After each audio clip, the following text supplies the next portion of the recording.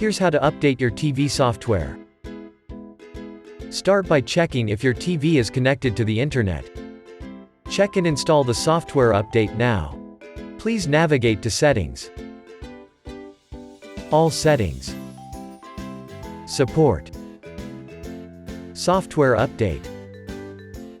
You can see the software update is out. To update your TV software, click Download and install. Downloading software updates. Wait until it's done. During this process, don't turn the network off. After you download and install the update, your TV will restart. You've got an updated TV software. There's a new version of the software. You can check for updates in the same menu in the future. If you want updates automatically, you can turn on Auto Update.